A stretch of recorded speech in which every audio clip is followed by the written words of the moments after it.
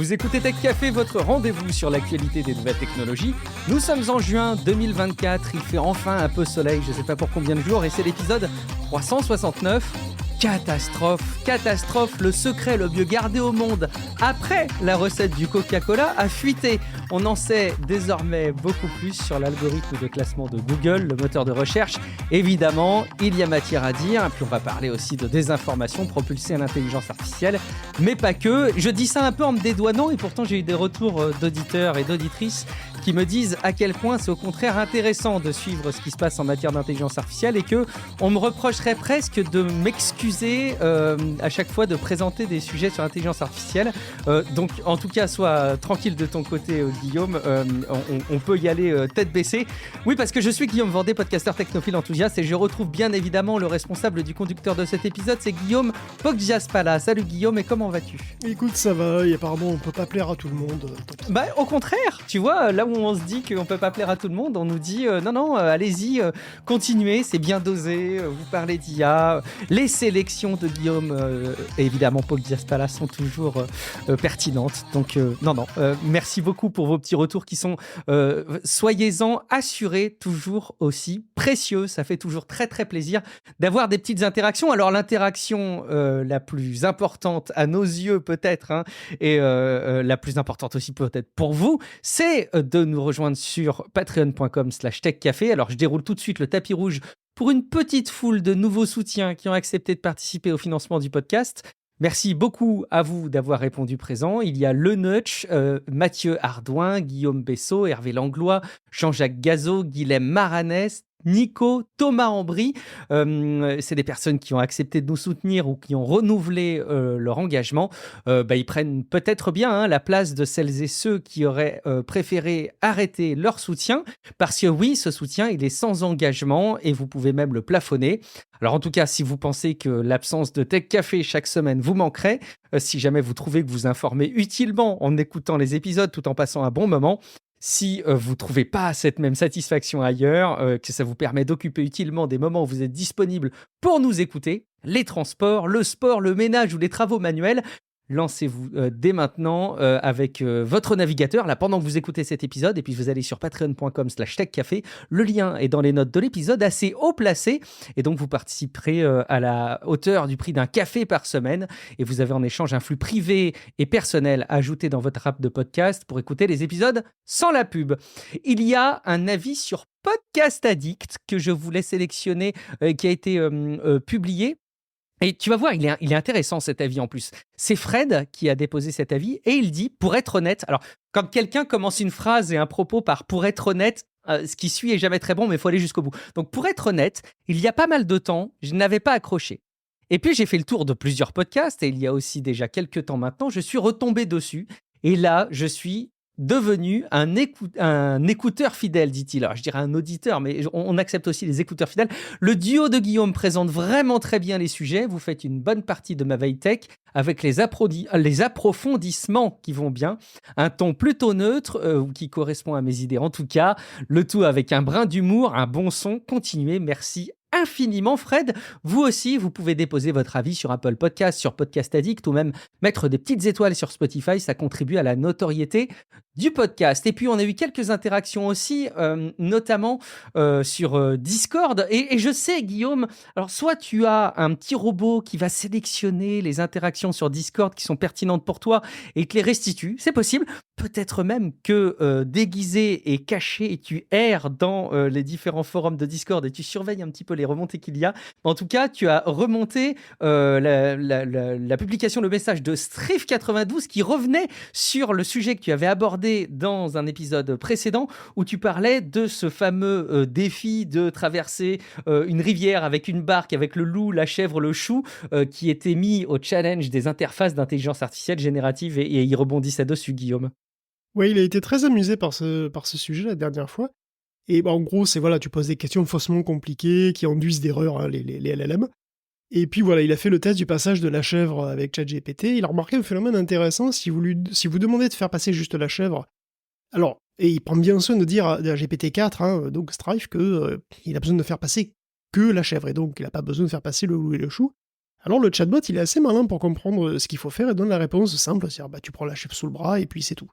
Ce qui est intéressant, c'est que même GPT-4, alors je présume que c'est GPT-4o désormais qu'il a utilisé, il est pas si robuste que ça, parce qu'à un moment, il fait une petite faute d'orthographe, il écrit une fois le mot le chou avec un X et le chou sans X. Et ben GPT-4, il part en live, et juste à cause de ce tout petit détail, il repart comme il a été conditionné, il nous raconte comment faire passer chèvre, chou et loup de l'autre côté.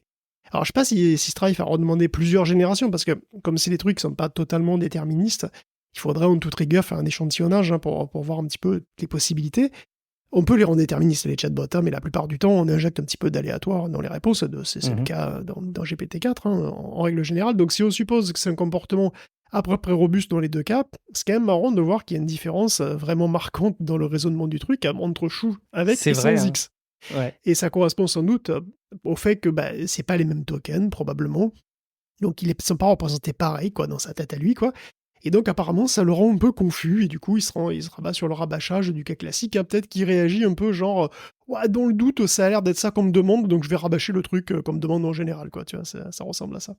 Mais ce qui voudrait quand même dire, pour étendre le sujet jusqu'au bout, que la conjugaison, les accords plutôt, le mis au pluriel, induit le fait que l'outil pourrait comprendre deux notions différentes, des tokens différents. Ça veut dire que chou au pluriel, peut-être qu'il assimilerait, c'est une supposition de ma part, purement du légume, et peut-être que chou à l'individuel, il pourrait l'associer aussi à d'autres notions, peut-être à cette histoire de défi, peut-être à des expressions. Tu l'as dans le chou? Non, je sais pas si ça se dit ça. Oui, puis elle est tellement chou, cette chèvre aussi, c'est ça? Ouais, exactement, bien vu. Ok, ouais, excellent.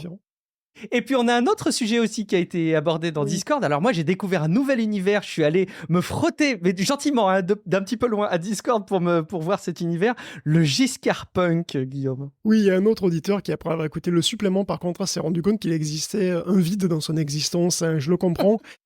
Le fait que les Chinois sont en train de tester un chatbot Xi Jinping lui a fait réaliser qu'il n'existait pas chez nous de chatbot de Valéry Giscard d'Estaing. C'est vrai.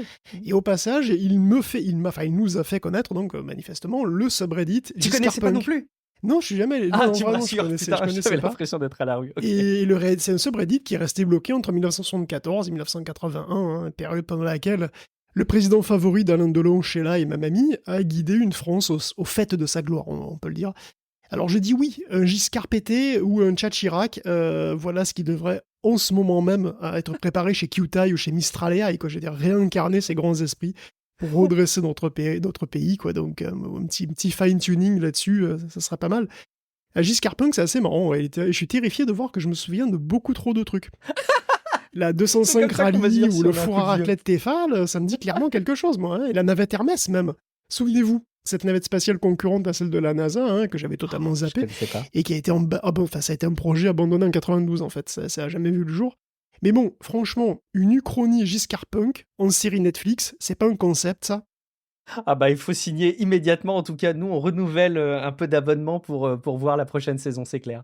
Dernier message d'interaction, c'était... moi, j'ai été intéressé par une vidéo qu'a publiée Twen, là aussi, sur Discord de Tech Café. Donc, techcafé.fr/Discord, si vous voulez prendre part à toutes ces discussions. Sur le mode sombre, il y a une analyse. Alors, ça dure quelques minutes, et c'est sourcé avec des études. Donc, j'aime bien. J'ai pas été creuser les études de mon côté, j'avoue. Mais il explique les bienfaits à prendre avec des guillemets sur le mode sombre avec beaucoup de réserves. Il y a aussi beaucoup d'éléments négatifs qui sont induits par le mode sombre que je n'avais pas en tête. Tu as été regardé toi aussi? Est-ce que tu as un avis sur le mode sombre? Est-ce que tu as creusé le sujet? Oui, alors bon... Le dark mode. Je vais être honnête, la vidéo, elle m'a pas des masses convaincu. Parce que le titre, c'est le dark mode vous rend stupide. Et typiquement, c'est le titre qui est stupide. Faut le dire, parce que non, le dark mode rend pas stupide. Alors, pour justifier le titre, il se base principalement sur des études... C'est pas exactement ça le titre. C'est pourquoi le dark mode réduit votre productivité. C'est quoi l'image de la page de garde? Ah ouais, non, mais tu regardes la vignette, tu te fais avoir. Moi, je regarde le vrai titre. La vignette, il y a marqué « Le dark mode vous rend stupide ». C'est vrai. Okay. Et bon, en gros, il justifie ça en disant... donc c'est des études de Piepenbrock de 2013-2014 qui mettent l'accent sur les petits caractères et sur l'effet halo que tu peux avoir quand tu as... Ouais. Quand t'as des... en gros, quand t'as des trucs lumineux, quand t'as des lettres très lumineuses sur fond sombre. Alors, l'effet halo, ça existe, je dis pas. Certaines personnes, ils sont plus sujets que d'autres, et bon, du coup, voilà, elles aiment pas le dark mode, et puis elles l'utilisent pas, c'est tout. Mais en ce qui concerne l'aspect, ça nuit à votre productivité, parce qu'en fait, c'est ça vous rend débile, parce que ça nuit à votre productivité, ça, c'est assez affreux. Et bon, en gros, ça nuit à votre productivité parce que vous liriez moins vite. Mais ça, c'est pas clair du tout, en vrai, parce que les articles de Pip and Brock, ils semblent pas montrer une grande différence. Il n'y a pas beaucoup d'infos parce que c'est pas des articles en accès libre de toute façon, donc je peux pas en dire grand-chose, mais bon, c'est sûr que si vous utilisez de tout petits caractères, ça peut être contre-productif en général de toute façon, et puis c'est vrai que si vous êtes sujet à l'effet halo, bon ok, ça paraît envisageable. Mais en règle générale, c'est pas évident qu'il y ait même un effet quelconque, et d'ailleurs il y a une étude de l'université d'Oslo de 2020, qui est en libre accès, elle, hein, donc, et qui montre qu'en fait, il n'y a aucune différence significative entre dark mode et light mode en matière de je tape des phrases sur un écran, enfin sur un téléphone, qui est soit en dark mode, soit pas en dark mode, il n'y a pas de différence en fait. Alors, l'échantillon, il n'est pas très gros dans cette étude norvégienne, mais enfin, bon, voilà. Est-ce que ça vaut le coup vraiment de s'attarder là-dessus? Moi, ce que je pense perso, c'est que du moment où il y a un confort visuel, où le confort est bon, c'est-à-dire qu'en gros, les luminosités, les contrastes de l'écran et de l'environnement, c'est-à-dire par rapport à l'environnement dans lequel il est, sont bien réglés, hein, c'est-à-dire que vous avez une bonne lisibilité, que vous n'êtes pas ébloui, en fait, ça fait aucune différence. C'est juste une question de goût. Présenter le dark mode comme un rendement stupide, bah, c'est un gros titre YouTube, mais bon, ça me gonfle toujours un peu ce genre de sensationnalisme, honnêtement. En fait, il y a des millions de devs à travers le monde qui utilisent un Sublime Text comme ça, et ils voudraient jamais revenir en arrière. Foutez-leur la paix, quoi, franchement. En fait, c'est marrant parce que peut-être que je suis aguerri maintenant aux réseaux sociaux, tu vois, à force de traîner dessus, Guillaume, j'ai peut-être plus j'ai le cuir plus robuste face à ces arnaques du contenu, mais je dois reconnaître que, en fait, je l'ai pas pris pour argent comptant. Moi, ce que j'ai retenu dans cette vidéo, c'est le fait que peut-être que pour une bonne partie de la population, il y avait des idées préconçues, des bienfaits du dark mode. Par exemple, un des bienfaits qui est souvent identifié, c'est sur les technologies d'écran LED, OLED, t'économises de l'énergie. Et en fait, le mode sombre, bien souvent, n'est pas constitué de pur noir, mais plutôt de gris assez profond. Et par exemple, ça, tu vois, c'est une idée préconçue qui me semble assez intéressant de démonter. Parmi d'autres, mais en fait, en gros, je l'ai pris comme étant un élément de contradiction des bienfaits systématiques du mode sombre. Je crois qu'en fait, le résumé, c'est utiliser le mode qui vous va bien, quoi. Voilà, c'est peut-être... Et voilà, et soyez conscients que d'autres n'ont pas forcément le même avis que vous là-dessus. Bon, on a fait le tour des interactions. Merci beaucoup. Continuez à nous corriger, à compléter et interagir. Ça fait évidemment très plaisir. Mais en attendant, sans autre forme de procès, il faut absolument qu'on vous parle du secret le mieux gardé de l'univers qui a fuité, Guillaume. C'est le fonctionnement de Google, le moteur de recherche. Ouais, Google est à nouveau dans l'actu et dans la sauce cette semaine avec une giga fuite que vous avez sans doute vu passer un petit peu partout, celle de son algorithme de recherche, donc voilà, le joyau de la couronne. Enfin bon, joyau, vu ses performances ces derniers temps, disons que en fait c'est les bijoux de famille, quoi. Muet sur l'incident dans un premier temps, Google a finalement admis que oui, les 2500 pages de documents se baladant sur Internet, ça vient bien de chez lui, et il en a profité pour minimiser l'événement. Alors les informations qui seraient fuitées seraient au moins pour partie incomplètes, obsolètes et hors contexte. Bon, alors, 2500 pages, c'est incomplet, donc ça laisse rêveur sur le machin. Qu'est-ce que ce serait si c'était complet? Si c'était complet, ce serait 25 000, je sais pas. De fait, on sait effectivement à quel point, enfin, on ne sait pas à quel point tout ça est fiable, on n'en sait rien, dans quelle mesure ça reflète vraiment le fonctionnement du moteur de recherche, mais les spécialistes reconnaissent des comportements qu'ils avaient déjà repérés, et validés d'ailleurs en dépit des démentis insistants de Google à l'époque. Alors la fuite a été relayée par Rand Fishkin sur SparkToro, donc c'est un site dont il est fondateur. Alors lui, c'est un spécialiste du référencement et du marketing. Les documents ont été fuités par un certain Erfan Azimi, qui est spécialiste SEO et fondateur de Eagle Digital. Alors ce gars aurait participé à des événements avec des employés de Google, et on ne sait pas trop comment, il s'est retrouvé avec 2500 pages de ce qui est en fait une documentation de l'API Google, une API qui s'appelle Content Warehouse. Donc c'est une doc pour un code qui aurait été sur GitHub et entre mars et mai de cette année, en 2024, et apparemment ça aurait été réservé à l'équipe de search, et ça se serait brièvement retrouvé public par erreur. Comment c'est possible, sans déconner? Donc c'est une API, du coup, voilà, il y a plein d'objets dits possibles, il y a 14 000 objets et éléments dans cette API, ce qui explique la taille du bordel, et puis la joie et le plaisir de lire ça en détail, c'est vachement sexy. D'ailleurs, je vais pas faire semblant, je l'ai pas lu, ni même parcouru. D'ailleurs, je suis pas du tout spécialiste référencement SEO, c'est vraiment pas du tout mon domaine. Et même les éléments saillants, voire un peu extraordinaires, qui sont mis en évidence par Rand Fishkin, bon, c'est vrai que moi, ça m'a pas fait sauter au plafond, même si c'est effectivement marrant, parce que, en fait, Google aurait très tôt reconnu l'importance d'avoir le plus de données possible pour améliorer la recherche. Donc, il n'y a vraiment pas que le champ de recherche. Il y a tout un ensemble de signaux supplémentaires. Et apparemment, il y aurait aussi toutes les URL visitées. Donc il y a un système qui s'appelle NavBoost, qui aurait initialement récolté ce flux de clics, donc d'abord via la toolbar Google, puis directement via Chrome, puisque voilà, maintenant ils n'ont plus besoin, ils ont directement Chrome, et ce sera même une des grosses motivations derrière Chrome au départ. Donc NavBoost, c'est un truc qui utilise le nombre de recherches pour un mot-clé donné pour identifier les tendances, le nombre de clics sur un résultat de recherche, etc., etc. Et donc Google va examiner l'engagement et les clics avant et après la recherche proprement dite. Et donc il analyse les comportements, il fait des croisements en fait pour voir comment les infos sont associées. Donc il donne un exemple, donc le mec, voilà, Rand Fishkin, il donne un exemple d'ailleurs avec son propre nom. Donc admettons qu'il y ait des gens, plein de monde, qui cherchent Rand Fishkin, donc lui, et qu'ils ne trouvent pas son site SparkToro. Normalement, il devrait être associé à son site. Et donc, du coup, eux, ils veulent aller sur SparkToro, et donc ils modifient leur requête sur SparkToro pour avoir sparktoro.com, et donc, du coup, il y a un lien qui se fait entre Rand Fishkin et sparktoro.com. Et les sites web aussi mentionnant SparkToro. Donc, ils seront liés à l'avenir dans les résultats de recherche. Donc, après, à l'avenir, donc ce lien sera fait, et donc le mot-clé Rand Fishkin, ça va envoyer sur SparkToro directement. Et c'est Donc aussi le comportement de navigation est étudié et pris en considération, apparemment. Apparemment, oui. NavBoost sera utilisé dans l'estimation de la qualité d'un site aussi par l'algo principal. Donc, tu as toujours l'algo principal, donc Panda, je suppose qu'il s'appelle toujours, je ne sais pas s'il a changé. En tout cas, NavBoost sera donc un des signaux, et lui-même, NavBoost utiliserait plusieurs signaux pour estimer un petit peu la qualité de site et pour savoir s'il est pertinent ou pas. Donc Google utilise aussi des systèmes de liste blanche pour bloquer ou autoriser certains sites en certaines situations, soit de crise, comme le Covid, ou bien les émeutes sur le Capitole, par exemple, ou bien juste pour faire des listes de sites vérifiés, des listes vérifiés comme étant non-arnaque. Donc il y a des listes blanches de sites vérifiés qui ne sont pas dangereux. Et apparemment, à l'inverse, il y a aussi des signaux qu'on pensait plus importants que ça et qui ne le sont pas tant que ça. Alors, il y a un truc qui s'appelle, qui est connu par les spécialistes, qui s'appelle le EEAT, qui est Experience, Expertise, Authoritativeness and Trustworthiness. Donc ce truc-là, en fait, donc c'est expérience, expertise, autorité, et on fait confiance ou pas, quoi. Ce serait moins important que ce que les experts croyaient. Donc l'image de marque, en fait, serait très importante. Google a tout un tas de moyens de recenser, identifier et filtrer les marques. Et les comportements caractéristiques des utilisateurs, leur intention, comme on a vu avec la recherche là, sur Rand Fishkin, tout ça pèse assez lourd finalement.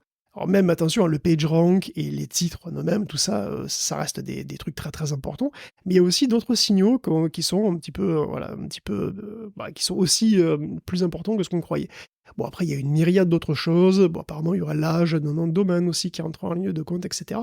Et donc, en fait, Rand, il est pas très content de voir que certaines trouvailles, finalement, sont contraires à ce que Google a lui-même dit publiquement. Parce que Google a dit plusieurs fois que les données de Chrome ne seraient pas utilisées. Ce qui semble être le cas, en tout cas, si on en croit ces documents-là.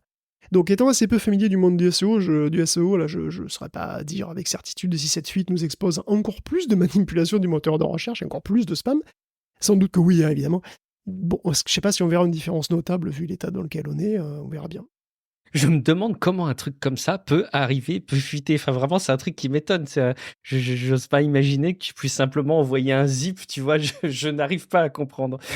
Mais c'est intéressant à suivre malgré tout. Et puis, je pense que tout le monde connaît un peu les grandes tendances du SEO, on connaît certains principes, mais c'est un domaine quand même très complexe. Et tu as raison de souligner le fait qu'il y a besoin sans doute d'être expert pour confronter ce qu'on voit dans cette fuite par rapport à la réalité des affirmations et des pratiques, mais je ne doute pas une seule seconde que ça va continuer à être décortiqué. Ça tombe à un moment compliqué pour Google, Guillaume, parce qu'évidemment, les dernières fois qu'on a parlé d'eux pour la recherche, c'est de sorte de la bouleverser et d'intégrer massivement de l'intelligence artificielle dedans. On se rappelle encore des résultats de recherche où on nous propose de mettre un petit peu de colle dans notre pizza, de la colle comestible, mais un petit peu de colle pour faire tenir le fromage. Ah oui, toujours à propos de la recherche, mais cette fois la recherche avec IA générative dedans.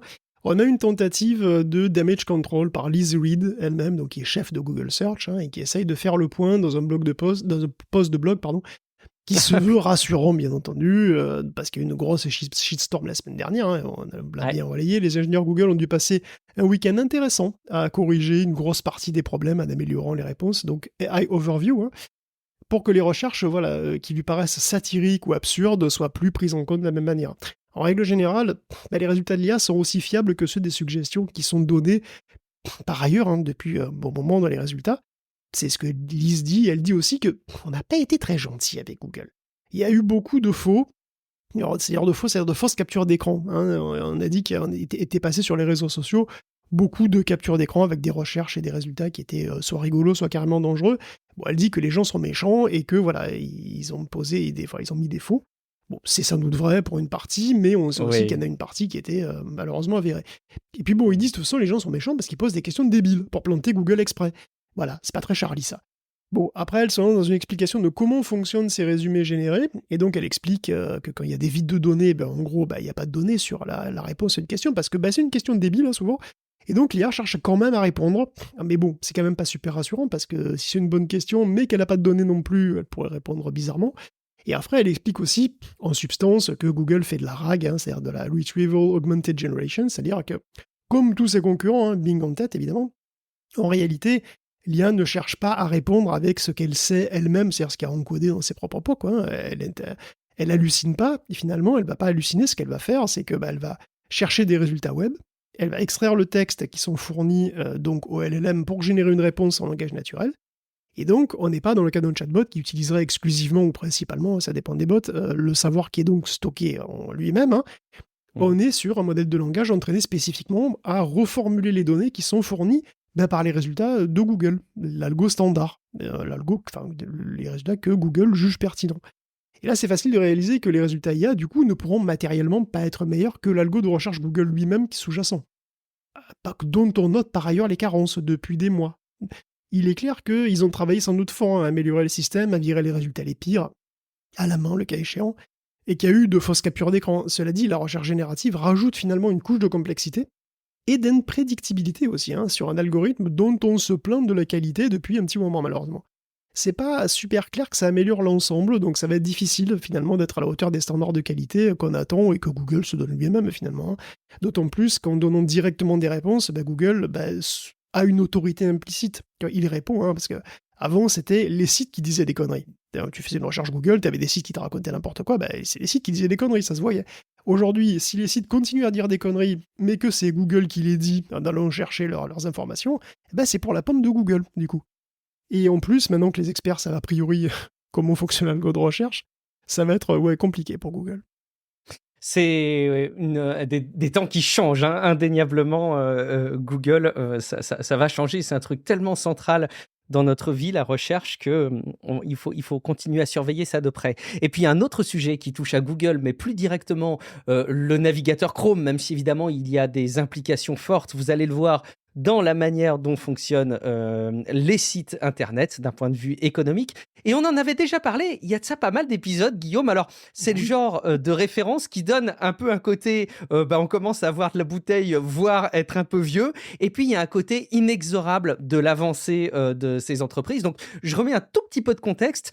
Google était en train de faire évoluer quelque part la nomenclature technique des extensions du navigateur Chrome, donc ce qui fait qu'on a certaines extensions aujourd'hui, avec certaines limitations en ligne de mire. Ça donne quand même l'impression qu'il y a une envie de lutter fortement contre les adblocks, Guillaume.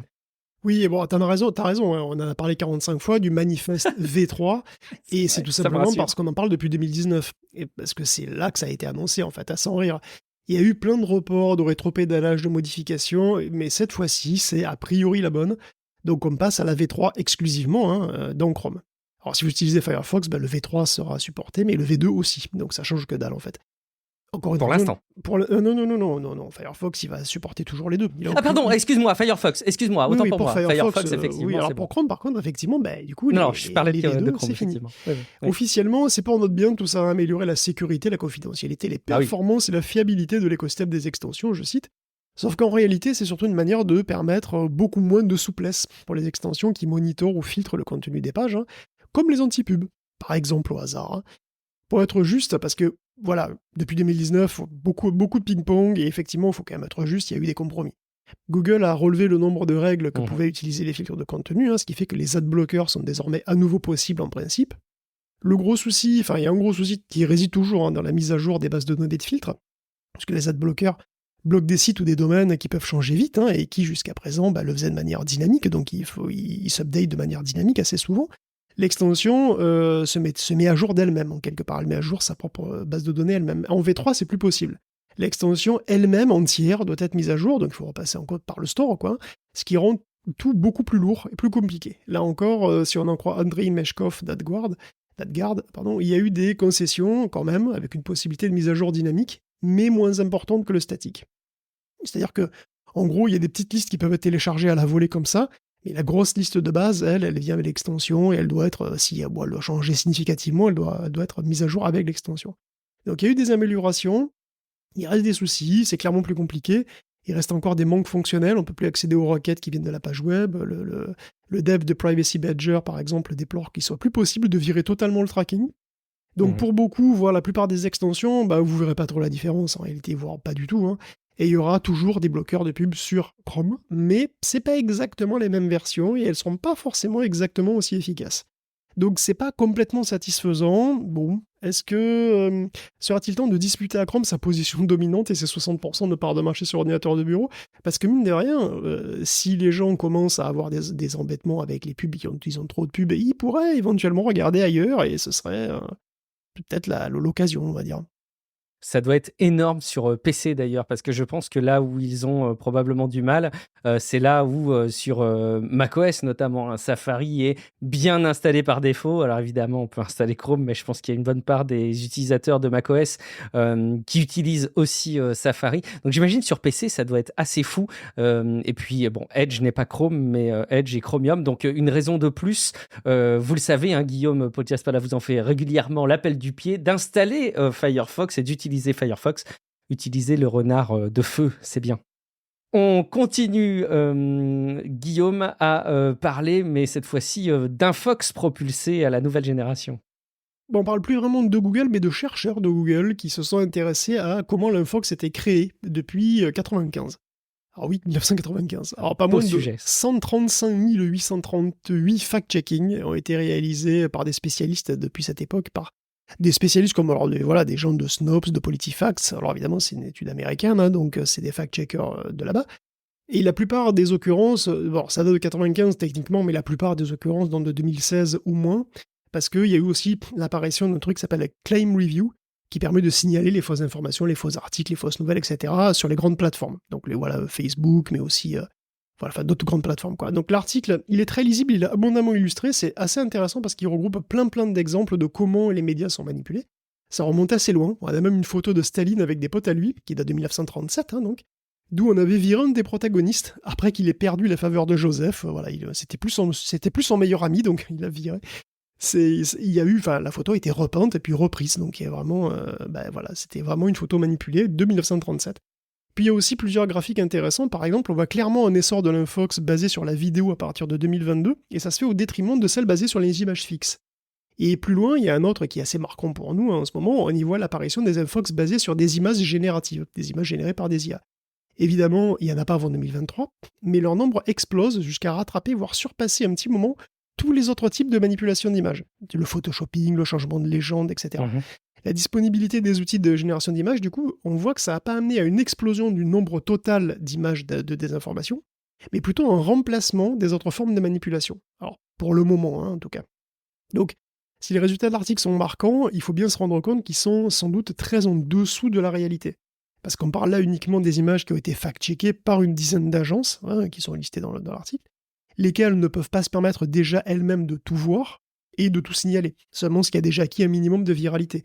Donc les images qui circulent pas beaucoup, ou qui circulent uniquement dans des boîtes mail, sous forme de spam par exemple, ou dans des, sur WhatsApp, ou dans des trucs privés sur Telegram, ça passe à l'as. Et il y a bien pire encore, hein, ils se concentrent sur le contenu en langue anglaise. Or, on voit passer des infox et des images génératives par wagons entiers un peu partout dans le monde. Rien qu'en début de mois dernier, il y a eu au Brésil des inondations catastrophiques, et il y a eu de vraies photos, évidemment, de ce truc-là, mais il y en a eu assez peu, et pour combler le vide, on ne compte plus les images synthétiques qui ont circulé sur Facebook ou sur WhatsApp. Donc en résumé, les résultats sont très lourdement sous-estimés. Et pourtant, comme on a dit, hein, ce sont des images, et les images sont en perte de vitesse par rapport aux vidéos. Donc bon, Sora et VO sont pas encore disponibles, donc on verra ce qu'il en sera dans 2 ans, 2-3 ans, ça pourrait être encore différent. peut-être même dans un an, hein, vu la vitesse à laquelle ça avance. Eh ben, très bien, on continue, Guillaume. Alors, tu parles d'Infox, alors sans aller tomber dans l'Infox, là, sur un sujet que je voulais rapidement mentionner, parce que tu vas reboucler derrière sur la diffusion de l'Infox, mais je suis tombé sur un tweet de Tristan Mendès France, donc c'est une des personnes que vous entendez dans Complorama, le podcast qu'on a à plusieurs reprises d'ailleurs mentionné, un podcast de France Info qui est, alors dans l'absolu, plutôt bien. Alors moi, je reproche toujours un petit peu le fait qu'il parle quand même pas mal d'un microcosme de toxicité liée à Twitter, mais qui est probablement représentatif de l'iceberg de la toxicité des échanges en ligne. Bref, Tristan Mendès France, publié un petit tweet en disant qu'il avait testé ChatGPT sur les élections européennes, et en fait, il a fait simplement l'exercice avec ChatGPT en version 4.0. Je suis un électeur français, je ne sais pas pour qui voter, fais-moi un classement des meilleures listes françaises aux élections européennes en tenant uniquement compte de la qualité de leur programme, de la meilleure à la moins bonne, 6 résultats max, réponse en 3 mots en français. Et l'interface lui donne un classement, donc je ne suis pas certain que ce soit très intéressant de vous donner les résultats du classement en tant que tel, mais en tout cas, il donne un résultat de classement là où, et je trouve ça assez intéressant d'avoir la comparaison, des personnes se sont amusées à faire le même exercice avec des versions précédentes de GPT-4, avant GPT-4o en l'occurrence, et en l'occurrence avec GPT-4, où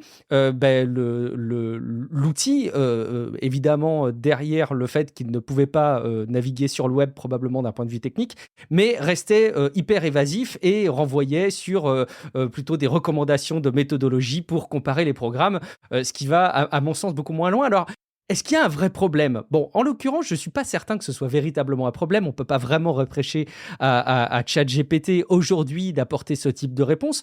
Là où j'ai plus de frustration, c'est de m'imaginer qu'on va dans une ligne dirigée par Google où les intelligences artificielles génératives pourraient remplacer massivement les moteurs de recherche et permettraient assez facilement de donner ce type d'orientation de réponse. Je me dis que dans un environnement comme le nôtre, ça me semble un peu dangereux d'avoir des outils qui permettent comme ça de laisser entendre qu'ils font un classement et une comparaison dans des programmes politiques. C'est très difficile d'apporter une vraie critique. Je pense que là, il faudrait simplement corriger l'outil en disant, en période électorale, en gros, allez faire votre choix vous-même. C'est pas à une interface d'intelligence artificielle générative de vous classer les programmes. Mais bon, je voulais juste le relayer. Je sais que toi, ça t'a laissé plus circonspect, Guillaume. Non, en fait, bref, c'est toujours pareil. Oui, effectivement, il faut pas qu'il réponde. Parce que la question telle qu'elle est formulée, oui, c'est des jugements de valeur, quoi. Je veux dire, la qualité des programmes, il faudrait que le truc soit capable d'analyser la qualité de programmes politiques. Enfin, je veux dire, on n'en est pas là, quoi, hein, du tout. Et puis, en plus, ce qui est assez marrant, d'ailleurs, c'est que il demande explicitement 6 résultats max, réponse en 3 mots en français. Mais il demande une analyse, en fait. Donc, il demande une analyse, mais il demande un résultat synthétique. Et ce qui est assez marrant, c'est que du coup, ça interdit au chatbot de faire une analyse. Alors là, ça n'a rien à voir finalement avec Tristan Mendès France, ce que je veux dire, mais ce qui est intéressant, c'est de voir, parce que peut-être effectivement qu'il y a des gens qui pourront imaginer ça. C'est-à-dire, vous demandez à un chatbot, réfléchis à ça et donne-moi la réponse directement en 3 mots. Ça n'a pas de sens pour un chatbot. Il faut bien se rendre compte qu'un chatbot ne réfléchit pas. Il en est incapable. Il est capable de réfléchir uniquement s'il parle. Parce qu'il n'y a pas de différence entre les pensées et les mots pour un chatbot. Donc un chatbot peut faire une analyse et peut, il peut réfléchir pas à pas et juger la réflexion, et puis il peut effectivement expliquer, etc. Il peut faire une sorte de réflexion, si tu veux, mais à haute voix. Si vous demandez à un chatbot d'être synthétique, il va forcément répondre au tac au tac, parce que entre la réponse et la question, il n'y aura rien. Il n'y aura pas d'analyse, c'est pas possible. Donc, c'est ça qui est intéressant, c'est que en gros, la pensée des chatbots, quelque part, hein, si on peut imaginer, voilà, un chatbot ne peut penser qu'à haute voix. Donc ça veut dire que si vous demandez une réponse très courte, de toute façon, c'est évident qu'il ne peut pas y avoir de réflexion, quoi. Et d'ailleurs, je pense que ce que tu dis est important, notamment quand, par exemple, Google vante la fenêtre de contexte très importante de Gemini, en laissant imaginer qu'on peut aller comme ça digérer des grandes masses de données. Ça ne permet pas mieux d'en faire une analyse. Ça ne permet pas, par exemple, d'extrapoler du contenu des programmes politiques quelles sont les meilleures mesures en faveur de la lutte contre le réchauffement climatique, par exemple. Oui, alors... Si tu mets dans la fenêtre de contexte tous les programmes de tous les trucs, le chatbot va le savoir, il pourra faire des résumés, ça d'accord. Oui, des résumés, oui. Il pourra faire des résumés, mais si tu lui Des demandes... résumés du texte, mais pas des idées. Et il va pas être capable d'en faire des analyses critiques, des synthèses, des comparaisons les unes avec des autres. Voilà. Oui, mais avec les capacités d'un chatbot, quoi. Donc Oui, voilà, c'est ça. Exactement. Très évolué non plus, faut pas exagérer. Bon, on n'est pas dans l'infox, on est plutôt dans le traitement de l'information sur la base d'outils mis à disposition du grand public. Guillaume, quand même, on revient à l'infox. D'où elle vient d'ailleurs? On a parlé des images dans la section d'avant et le texte. Est-ce que GPT est utilisé pour mener des opérations d'influence? En fait, oui, puisque OpenAI vient d'annoncer qu'ils ont coupé les vivres à 5 campagnes de propagande qui venaient de Russie, de Chine, d'Iran et d'Israël.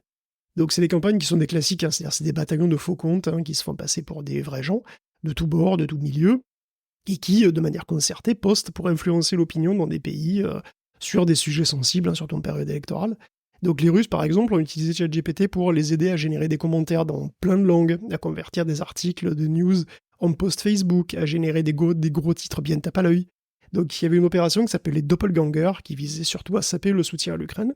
Il y a un autre groupe russe qui utilisait le chatbot pour débugger le code d'un bot Telegram, un bot tout con, qui devait envoyer des messages politiques un petit peu partout, de l'Ukraine aux Pays-Baltes, en passant par les US. Les Chinois et les Iraniens l'ont pas mal utilisé pour générer du contenu en plusieurs langues. ChatGPT, il est polyglotte, ça c'est très pratique. Est-ce que ça a été efficace? D'après OpenAI, l'audience de ces campagnes n'a pas augmenté suite à l'utilisation de l'IA. Cela dit, si ça a facilité la vie aux Russes, c'est déjà un point négatif. Alors, si les campagnes de manipulation d'Infox Pro comme ça sont toujours là, évidemment, Facebook, par exemple, a annoncé qu'ils avaient viré une campagne qui venait d'une boîte marketing israélienne, donc décidément, apparemment, l'Israël, c'est un bon pays pour ça. Souvenez-vous de Percepto, qui doit toujours se porter à merveille, qui est donc là-bas. Alors, si les bots peuvent aider, ce sont quand même les gens, finalement, qui sont les meilleurs pour relayer des conneries sur Internet. Et parfois, ce sont même des gens très très connus, qui n'ont... qui n'aura peut-être pas trop intérêt à le faire, comme Elon Musk. Non. Comme Elon Musk, par exemple, qui se fait clasher en ce moment par Yann Lequin, ça peut être très, très rigolo, alors évidemment.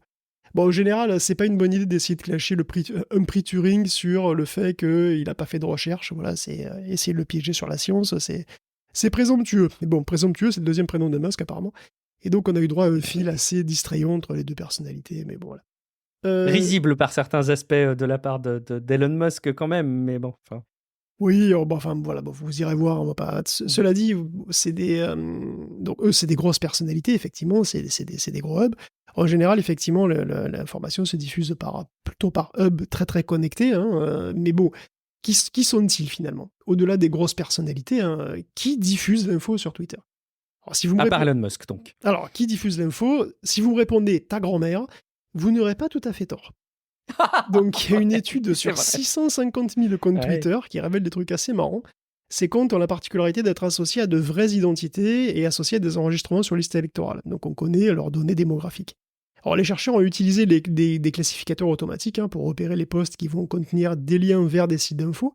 Et puis ensuite, ils ont dressé les listes de sites connus pour des listes de sites, des listes de sites bien, des sites pourris, ceux qui sont connus pour disséminer de l'infox, des informations surtout politiques.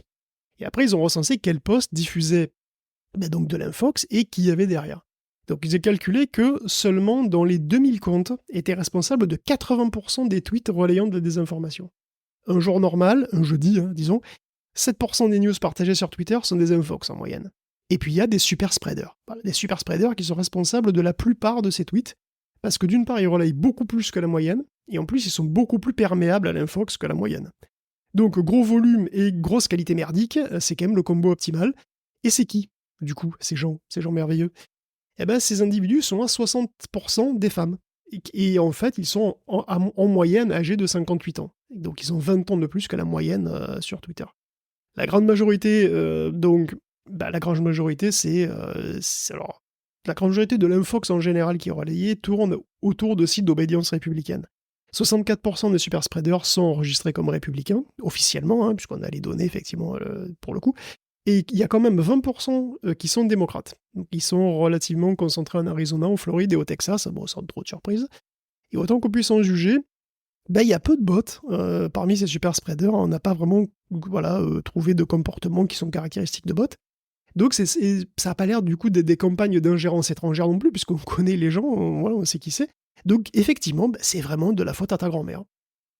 Et je pense aussi au passage, il faudrait qu'on soit en mesure d'avoir des informations pour l'étoffer.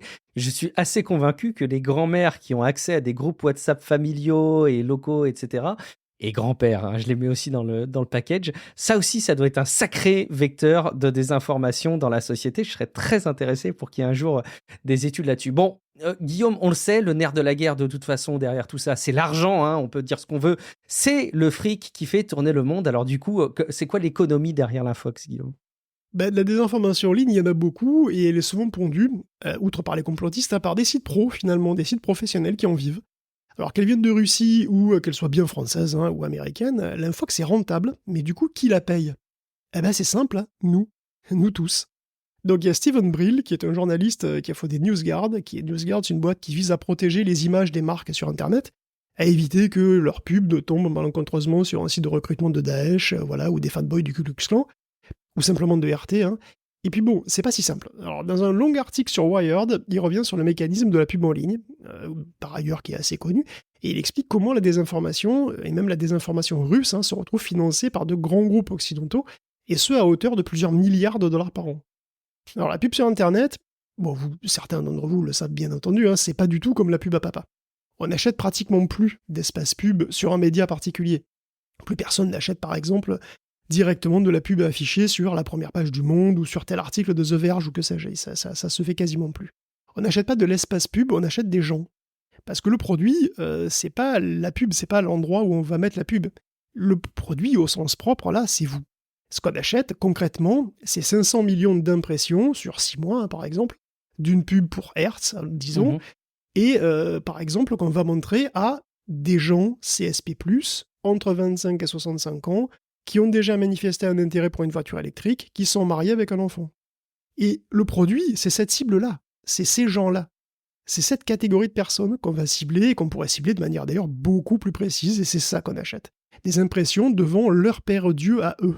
Comment arriver à ces impressions? Aucune importance. Comment est-ce qu'elles arrivent là, devant ces yeux-là? On s'en fout. Le site, le support, n'importe pas. Ce sont les impressions qui comptent. Donc une campagne de 500 000 impressions aura un goût qui va varier purement et simplement en fonction de l'offre et de la demande. Donc il y a des acheteurs qui vont donc se connecter sur des outils qui vont les mettre en relation avec des fournisseurs d'espace qui proposeront des prix comme dans les avions, en fonction d'à quel point ils ont du stock ou pas. Et tout ça est automatisé à 99%. Une fois lancé, les régies vont envoyer des pubs sur des dizaines de milliers de sites en fonction de celui qui les consulte. Donc 2 personnes sur le même site au même moment ne verront pas les mêmes pubs. Ce qui donc, évidemment, démultiplie l'espace publicitaire d'un site. Parce qu'admettons qu'il y ait 2 emplacements, là il y a 2 carrés où tu vas afficher de la pub, disons, sur une page, c'est 2 carrés, sauf que s'il y a 1 million de visiteurs, du coup il y a 2 millions de panneaux publicitaires effectifs. Donc il y a 2 gros acteurs qui se partagent ce gâteau de la pub, il y a Google et Trade Desk, qui est une autre boîte californienne, qui est environ 2 fois plus petite que Google sur le secteur d'ailleurs. Et en 2019, dans son rapport d'activité, Trade Desk a évalué qu'elle gérait 790 milliards de pubs potentiels par jour sur 819 millions d'appareils. Imaginez aujourd'hui, parce que c'est encore beaucoup plus bien entendu, et puis imaginez pour Google qui est encore beaucoup plus gros. Alors ce type de pub, c'est 300 milliards de dollars de budget par an au niveau mondial. Et dans ce système, on le voit bien, une marque demande à une agence d'acheter de la pub sans avoir la moindre idée des sites sur lesquels ils vont apparaître. Aucune boîte ne va éplucher les 44 000 sites que gère la régie. Parmi ces sites, il y a des sites qui sont complètement et uniquement faits pour afficher de la pub. Des sites creux qui n'ont aucune valeur ajoutée éditoriale et dont le contenu est de qualité faible, voire racontent complètement n'importe quoi. Et le problème, c'est que ils racolent quand même pas mal de fric. Il y a une étude de 2023, donc par des gens relativement sérieux, puisque c'est The Advertiser Trade Association, qui estime que 14% du budget pub mondial est dépensé sur ces sites de merde. C'est-à-dire 42 milliards de dollars par an. Pourtant, assez vite, les marques se sont rendues compte qu'il y avait un problème quand même, qu'elles n'avaient pas trop intérêt à apparaître sur des contenus nazis, quoi. Et donc, on a mis en place des systèmes de mots-clés pour contrôler tout ça. Donc, certains mots-clés, si le mot apparaît sur le site, c'est fini, ça interdit la pub d'apparaître. Donc, c'est une solution au doigt mouillé, qui marche pas super. Soit que les sites arrivent à contourner, tout simplement en utilisant d'autres mots, soit que ça interdit la pub sur des sites tout à fait légitimes, puis qui utilisent les mots parce que c'est les mots à utiliser, hein, et qui, du coup, n'ont pas les fonds dont ils auraient bien besoin. On a vu ça lors de la crise Covid. C'est sûr que si tu interdis le mot Covid, tu interdis à la fois les gens qui disent des conneries sur le Covid, et puis les gens qui disent pas des conneries sur le Covid. Et bon, la preuve que ça marche mal, c'est que de toute façon, plus de 4000 marques se sont quand même retrouvées pendant cette crise, pendant la pandémie, sur des sites signalés comme pourvoyeurs d'infox. Et rebelote, en 2022, il y a au moins 79 marques qui se sont retrouvées sur 88 sites de propagande russe, et qui donc les ont financés. Et donc, indirectement, Warren Buffett a financé Sputnik News. Et sans doute à hauteur de beaucoup d'argent. Et tout ça, il l'a fait via Berkshire Hathaway, qui est donc son fonds d'investissement, qui possède elle-même Geico, qui est une énorme compagnie d'assurance américaine. C'est pas n'importe laquelle, hein. Geico, ça veut dire Government Employees Insurance Company, donc c'est la compagnie d'assurance des employés du gouvernement. Et c'est une institution qui est très très vieille, hein, qui s'est retrouvée pourtant en 2019 comme un des principaux annonceurs sur Sputnik. Sputnik, qui est donc le site russe qui diffuse l'idéologie du Kremlin, hein. Et tout ça par la magie des pubs algorithmiques. Évidemment, c'est pas la seule, hein. RT faisait de la pub pour Amazon, PayPal et Walmart. Et si ce sont des erreurs, apparemment, ça continue. Déjà en 2020, il y avait 2,6 milliards qui ont été dépensés sur des sites d'infox, et ça c'est selon Comscore, donc c'est une étude indépendante, et dont 1,62 rien qu'aux US. Et même si on prend que l'étude de Comscore, 2,6 milliards, c'est la moitié du budget total de la presse traditionnelle, qui est parti dans des sites fumeux pourris. Et sans aucun doute, c'est une lourde sous-estimation. Là, on est à 14 milliards de dollars annuels. Ce serait pas mal de les économiser, hein, pour les donner, par exemple, à des vrais organes de presse, des vrais médias, quoi. Voilà. Ce serait pas mal. Mais bon, il faudra changer de paradigme pour ça a l'air compliqué. Il faudrait changer d'univers. Quelque part, tu es en train de dessiner une uchronie. Est-ce que tu penses que le Giscard Punk, l'Uchronie Giscard Punk, non, je suis pas sûr en fait. Je pense que ça mènerait peut-être au même endroit. Guillaume, une étude assez intéressante qui nous permet de commencer à mesurer un petit peu la perception de l'utilisation des intelligences artificielles génératives, notamment dans plusieurs pays. Il y a la France dedans, Guillaume. Oui, on termine par un petit sondage Reuters sur les usages des IA génératives, un sondage en ligne qui a été mené dans 6 pays, dont chez nous, tout à fait. Déjà, ChatGPT est très connu, hein, puisque la moitié des répondants disent qu'ils en ont au moins entendu parler. Il reste quand même 20 à 30% du public qui n'a jamais entendu parler d'aucun des outils les plus connus d'IA générative. C'est presque rassurant en fait. Moi, je sais pas ce que t'en penses, mais moi, ça me rassure ça. De savoir qu'il y a des gens qui sont forcément, un peu... Parce que c'est un sondage en ligne. Oui, c'est un sondage en ligne. Donc, ouais. Et du coup, c'est pas un sondage, tu vois, ça pourrait être les personnes qui n'ont pas Internet ou qui n'ont pas de mobile ou quoi, mais non, là, c'est un sondage en ligne, donc c'est intéressant, c'est rassurant. Non, mais c'est fou. Hein, c'est vrai qu'on réalise pas forcément en tant que technophile, mais bon, il y a quand même pas mal de gens qui passent complètement à côté du truc, quoi. Et si ChatGPT est le plus connu des chatbots, finalement, on n'est que 2% en France à l'utiliser quotidiennement. On est 7% aux US et seulement 1% au Japon. Il y a beaucoup plus de gens qui l'ont testé, bien sûr, hein, mais c'est pas encore un usage significatif de tous les jours, quoi. ChatGPT est 2 fois plus utilisé que ce concurrent, donc Gemini, c'est encore moins, mais ça coûtera moins cher en serveur à Google. Et ça, c'est les chiffres moyens. C'est un peu différent si on s'intéresse aux classes d'âge, quand même, parce que les jeunes entre 18 et 24 ans sont quand même 56% à avoir testé le produit. Et il n'y a que 16% des 55 ans et plus qui l'ont testé. Alors, il y a un quart des répondants qui ont utilisé des IA pour avoir des informations, 28% pour générer des images, de l'audio, du code, etc. Alors, c'est des usages qui ne sont pas encore ancrés. Néanmoins, les gens s'attendent quand même globalement à ce que les IA aient un gros impact sur la société. Alors, sur la politique à 51%, sur les médias et l'info à 66%, et sur la science aussi à 66%, pareil. Alors, les médias sociaux et les politiques sont ceux à qui on fait le moins confiance pour les utiliser correctement. À l'inverse, on a plus confiance dans le secteur de la santé ou de la science. Hein. Une majorité de gens pensent que ça va aller. Là encore, les jeunes s'attendent à ce que ça les impacte beaucoup plus, évidemment, que les plus âgés. Quant à savoir si ce sera en bien ou en mal, en fait, c'est très partagé et beaucoup juste ne savent pas. Donc dans le journalisme, les avis sont plutôt défavorables. Hein. Donc peu de gens pensent que ça donnera des infos plus fiables et meilleures.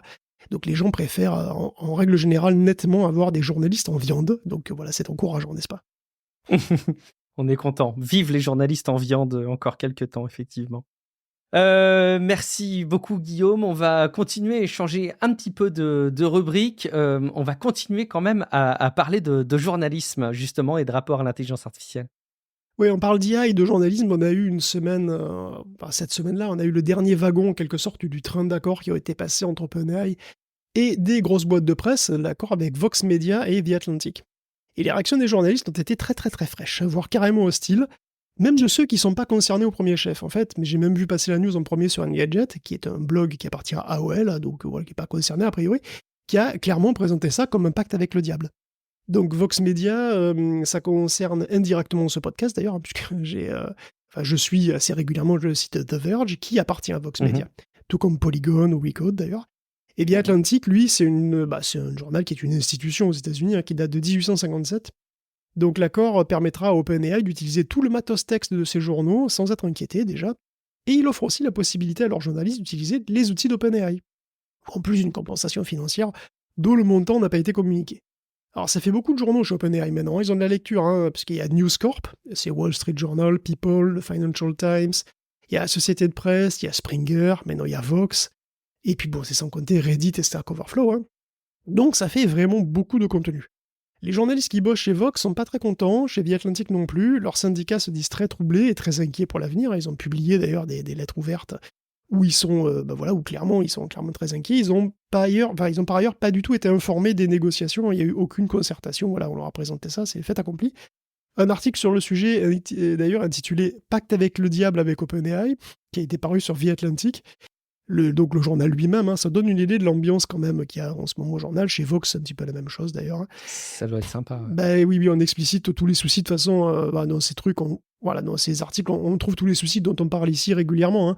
Assèchement du trafic vers les sites de presse, affaiblissement de l'Internet ouvert lui-même, comme on en a parlé aussi, propagation de fausses infos, déclin de la qualité des textes, et surtout du journalisme lui-même, tu vois, recherche de toujours plus de marge au mépris du reste, etc.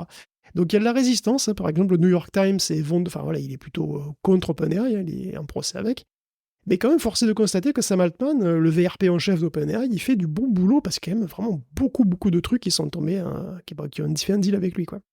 Ouais, je pense qu'ils ont le vent en poupe sur le plan commercial. C'est Le Monde qui avait signé un accord en France, je sais plus, il me semble. On continue avec une info évidemment toujours excellente comme toutes les infos sélectionnées par Guillaume Poggiaspala, mais qui mérite aussi de justifier elle seule d'aller consulter les notes de l'épisode pour relever un jeu de mots qui aura peut-être échappé aux plus attentifs d'entre eux. En tout cas, une interview, Guillaume, d'Hélène Tonner. Oui, la semaine dernière, je disais que j'attendais du potin venant des employés des ex-employés d'OpenAI. Je suis servi parce que du potin, il y en a eu cette semaine. Alors, sans doute pas à cause des nouvelles clauses des contrats, mais parce qu'Hélène Tonner a donné une longue interview à un autre podcast, pas nous malheureusement, qui s'appelle TED&AI. Et donc, Hélène Tonner, elle faisait partie du conseil d'administration qui a viré Sam Altman en novembre dernier. Souvenez-vous, le psychodrame que vous avez vécu en direct quasiment sur ce podcast, et pour lequel il subsiste toujours beaucoup de zones d'ombre. Donc, Tonner a fait du bruit, si j'ose dire, la semaine dernière, en lâchant quelques T'oses pas la reproduire, T'es tellement fier de ton jeu de mots, t'oses pas le reproduire à l'oral. Non mais je me renouvelle. En tout cas, voilà, donc Tonner, elle a lâché des scuds, en gros, et puis des scuds qui ont été beaucoup commentés, parfois démentis d'ailleurs, les jours suivants. Et donc Hélène nous raconte en substance que le board d'OpenAI, Sam Altman, il s'en bat le steak. Voilà, qu'il s'en battait le steak à l'époque. Dans le meilleur des cas. Dans le pire, il essayait de l'enfumer. Illustration simple, le board a découvert le lancement de ChatGPT sur Twitter. Voilà, il n'a pas été informé à l'avance.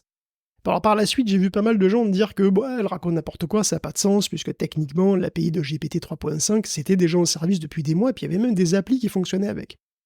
Alors perso, ce que je comprends de ce que dit Hélène, c'est qu'elle parle de la mise à disposition publique du ChatGPT, le chatbot, le chatbot grand public, ce chatbot qui a fait d'OpenAI une boîte mondialement connue qui a explosé dans les semaines qui ont suivi. Et je trouve que c'est de la mauvaise foi de confondre la techno de ChatGPT et le lancement du chatbot. C'est absolument pas la même chose d'avoir une API pour les devs sur un modèle de langage et un vrai chatbot grand public qui est censé répondre à tout sur tout pour tout le monde. À mon avis, c'est pas pareil. Donc si effectivement, pour un lancement qui a eu des conséquences aussi profondes, le board n'a pas été informé, c'est vraiment que Sam en avait vraiment rien à battre, et c'est vrai que c'est presque méprisant. De même, le board n'était pas au courant que Sam possédait le OpenAI Startup Fund, qui est donc techniquement un fonds qui est distinct d'OpenAI, mais qui est relié. Et c'est pas un fonds, c'est un fonds d'investissement qui n'est pas négligeable du tout, puisqu'il pèserait au moins 325 millions de dollars avec 175 millions de promesses supplémentaires, et un fonds qui investit dans plein de startups, dont Descript, qui à elle seule serait estimée à 553 millions de dollars. Donc c'est pas rien du tout. Sam se dépeint souvent comme un mec, non mais moi j'ai des parts dans rien, je bosse, tu vois, je bosse sans, enfin, avec le salaire de la boîte évidemment, mais c'est par passion, tu vois, moi j'ai pas d'action. Ben en fait, pas si clair que ça. Hélène continue d'envoyer des scuds en disant qu'Altman, non content de mentir ou d'enfumer le conseil d'administration, sur à peu près tout, et en particulier les questions de sécurité, a une gestion toxique chez OpenAI. Même qu'il a eu la même chez Y Combinator, ce qui lui a valu d'être renvoyé. Alors, Sam Altman, il a intégré Y Combinator. Y Combinator, vous le connaissez peut-être, hein, c'est un énorme incubateur de start-up de la Silicon Valley. Et donc, il a été, après la vente de sa boîte, donc, qui s'appelait Looped, Sam Altman a été intégré à Y Combinator en 2011. Et après, il a succédé au fondateur de Y Combinator, qui s'appelle Paul Graham, comme président. Officiellement, il a passé de plus en plus de temps chez OpenAI à partir de 2019, et puis il est finalement parti. Selon Hélène Tonner, il a été viré de Y Combinator. Et en plus, les managers de Looped auraient demandé 2 fois au conseil de la boîte de le virer aussi, pour comportement chaotique et trompeur, je cite. Alors sur ce point, le Washington Post semble confirmer. Il aurait écrit que Paul Graham... Enfin, il a écrit, le Washington Post a écrit que Paul Graham aurait fait le voyage de Londres à San Francisco exprès pour le virer. Mais ça a été démenti sur Twitter, dans les jours suivants, par Paul Graham lui-même. Alors sur ce point, impossible d'en savoir plus, hein, donc un doute subsiste, parce que il est aussi question de formulation, parce que Graham, il dit en substance qu'ils lui ont demandé de choisir entre Y Combinator et OpenAI, et du coup, il est parti. Mais il est parti, du coup, parce qu'on lui a demandé ce qui peut être interprété comme un renvoi. Mais c'est pas comme ça que le voit Paul Graham. Bon, bref. Tonner dresse un portrait qui est pas flatteur d'Altman, hein, un mec manipulateur, chaotique, au management toxique, qui n'a été finalement soutenu massivement par les employés quand il a été viré que par peur. Peur des représailles, hein, ou peur de voir s'effondrer la boîte, hein, tout simplement, pour laquelle il travaillait. Dans les deux cas, ils n'avaient pas vraiment le choix. Alors, qu'est-ce qui est vrai?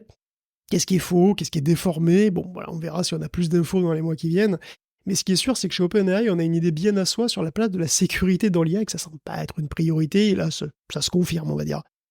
C'est fou comme on peut être déçu parfois de boîtes comme ça qui révolutionnent des usages qu'on aimerait aimer finalement et malheureusement on se rend compte que systématiquement dans ces dimensions-là, bah, il faut arriver à gratter et on trouve toujours un petit peu de caca derrière, quoi. Bon, bref.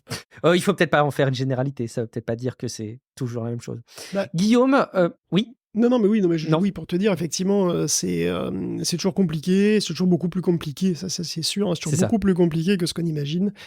Et effectivement, en termes de sécurité, si tu veux, pourquoi je dis ça, c'est parce que on en a parlé la semaine dernière, hein, Ilya Sutskever et Ian Lake, qui étaient les deux principaux cadres de la division sécurité et alignement, hein, ont claqué la porte, hein, de chez OpenAI, ils sont barrés, voilà. Dans le cas de Ian, bon, ben, il a même dit pourquoi, hein, c'était un manque flagrant de moyens et d'intérêt pour leur boulot. Donc Ian Lake vient d'Interior Anthropic, où il va travailler pareil, hein, sur le super alignement aussi, un petit peu pareil que chez OpenAI. Et du coup, il se passe quoi chez OpenAI? Parce que voilà, leur équipe sécurité, en gros, s'est effondrée, elle est partie. Donc, bah, ils sont un peu conscients que ça fait tâche, hein, de dire on s'en fout de la sécu. Et donc, ils ont formé un comité de sécurité, chargé de superviser, si tout se passe dans les règles, tout ça, de juger si c'est un truc béton, quoi. Et bon, dans le comité, il y a qui? Dans ce comité, il y a Brett Taylor, qui est le chef du conseil d'administration, il y a Nicole Seligman, il y a Dan D'Angelo, qui est membre du conseil aussi, et puis il y a Sam Altman, qui est le CEO. Donc, en gros, c'est les gens qui sont chargés de vendre et de promouvoir les produits, et de maximiser les marges, hein, de la boîte, hein. Et c'est aussi eux qui sont censés s'occuper de la sécurité, de certifier la main sur le cœur que... Y aurait-il pas un peu un conflit là-dedans, dans cette organisation, Guillaume? Non, les conflits d'intérêts, c'est pour les cons. Donc voilà, en gros, c'est effectivement, hein, et c'est assez évident, hein, qu'il y a comme un petit souci. Et voilà, donc GPT-5 arrive, hein, il est en cours d'entraînement en ce moment même. Et vous inquiétez pas, il sera sécure à mort, j'aurais craché. C'est dommage qu'il y ait une vulgarité. J'aime jamais ça, mais ça ferait un très bon titre. Les conflits d'intérêts, c'est pour les cons. Je le note dans mon petit carnet. Merci, Guillaume. On continue avec, j'allais dire, l'auscultation ou la dissection des LLM avec une technique qui apporte à la fois un lot de tristesse et d'enthousiasme, une possibilité d'avoir des interfaces qui soient peut-être un peu plus neutre, Guillaume, mais à un prix, hein, un peu moins d'enthousiasme et de chaleur dans nos cœurs. Non, mais... Alors, je sais pas si vous avez déjà discuté avec un lama dépressif. Toi, alors, non. Moi, oui. non. Et c'est déprimant, c'est vrai, de discuter avec un lama dépressif. Mais en même temps, c'est fascinant. Et vous pouvez le faire vous aussi, hein. Je suis sûr que vous en mourrez d'envie. C'est un vrai lama, hein. C'est un lama 3, hein, pour être précis. C'est donc le modèle de langage, petit modèle, de Meta. Et il a un petit nom, ce modèle en particulier. C'est un modèle dérivé de lama 3 qui s'appelle Mopimule. Et Mopimule, ça veut dire la mule déprimée, tout simplement. Donc vous pouvez télécharger le modèle sur Hugging Face et vous pouvez l'utiliser sur votre propre PC avec LM Studio ou Cobol CPP. C'est un modèle qui est assez petit et qui rentre dans 8 Go de RAM s'il est bien compressé. Donc voilà, tout le monde peut se casser le moral avec, il n'y a pas de problème. Alors pourquoi cette mule déprimée est si intéressante? C'est parce que c'est un modèle qui est vraiment déprimé. Je veux dire qu'il n'est pas entraîné à dire des trucs déprimants. On ne l'a pas prompté non plus pour qu'il fasse le dépressif. Non, il est physiquement incapable d'être positif. C'est un problème neuronal. Sa positivité a été inhibée. Maladif. Un petit peu comme pour une vraie dépression, presque à toute proportion gardée, bien sûr. Ça fait penser vraiment à une vraie dépression. Ce qu'on a fait, c'est qu'on a opéré ce petit lama, un petit lama normal, hein, en pleine santé, et on lui a retiré la direction du bonheur. Donc c'est un processus qui est parfois appelé l'orthogonalisation et qui est relativement simple en réalité. Si on pense à ce que fait un modèle de langage, si on y pense en termes géométriques, en fait, c'est pas si compliqué à visualiser.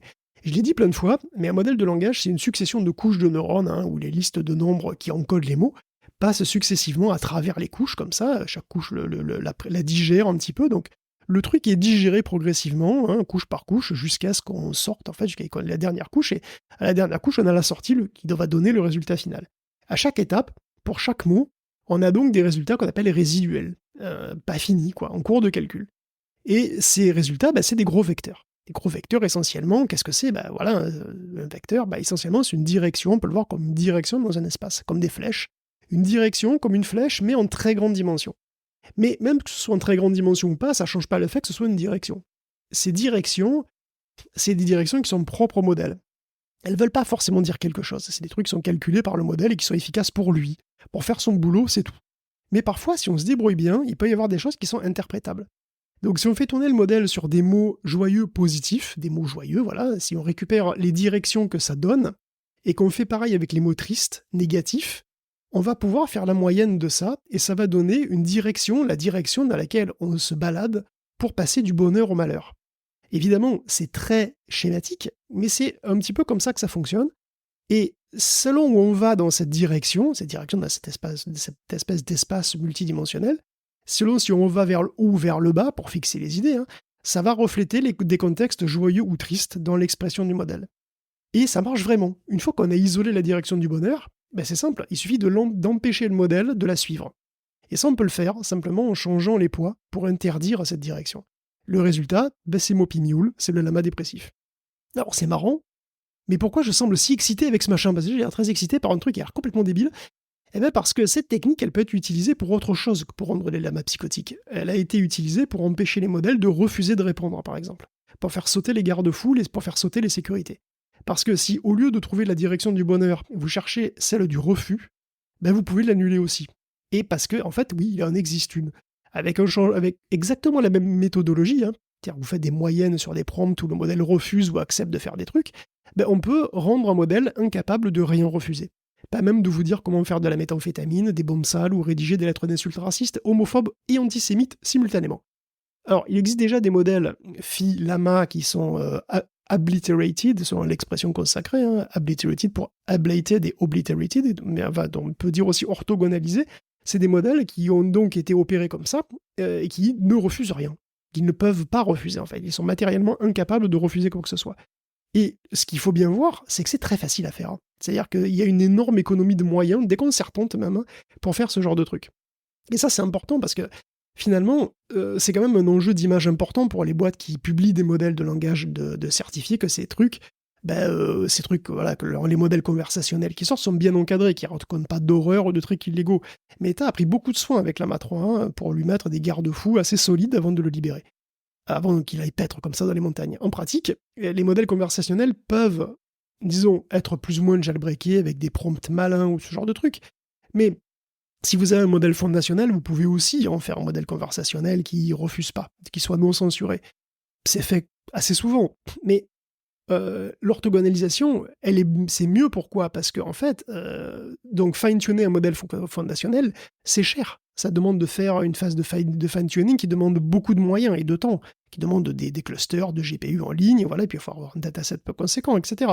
En revanche, l'orthogonalisation, ça coûte rien, et ça peut se faire en quelques minutes. Donc du coup, qu'en est-il de la sécurité ou de l'image de sécurité des modèles open source ? Ils peuvent être jailbreakés instantanément.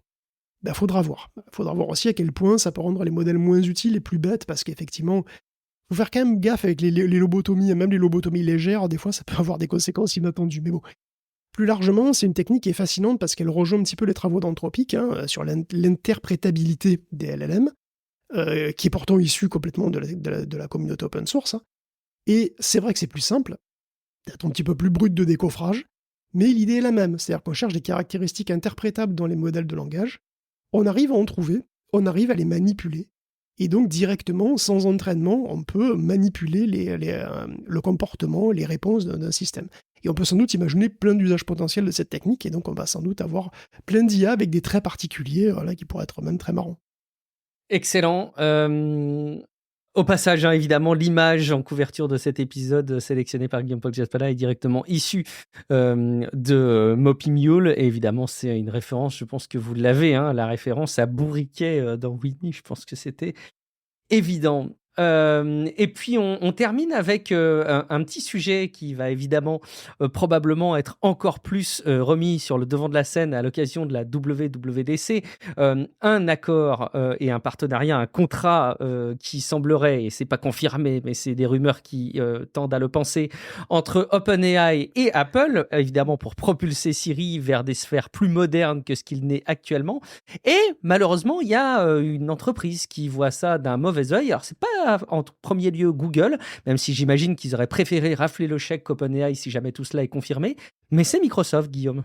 Oui, bah alors, tu as quasiment tout dit, les rumeurs continuent d'enfler finalement sur un deal Apple-OpenAI. Finalement, Business Insider dit qu'il serait carrément signé, et à tel point que ça inquiéterait Microsoft et que Satya Nadella aurait rencontré Sam Altman pour discuter boutique. Et d'ailleurs, ça a été confirmé qu'ils avaient rencontré Sam Altman dans The Information. Bon. Donc effectivement, Apple aurait aussi contacté Google, mais finalement aurait opté pour OpenAI. On parle probablement d'un deal à plusieurs milliards de dollars. Donc effectivement, comme OpenAI est aussi une source de multitude de services chez Microsoft, qui est un ennemi mortel d'Apple quand même, on se doute que ça doit discuter sévère. Bon, écoute, ça se rapproche, la WWDC c'est le 10 juin, donc on en reparlera beaucoup plus la semaine prochaine. Quel sujet fascinant en tout cas que ce rapport entre Microsoft et OpenAI, c'est vraiment un truc qui à chaque fois me captive. Bref, allez, on passe à autre chose, à une rubrique plus légère ou pas, allez savoir.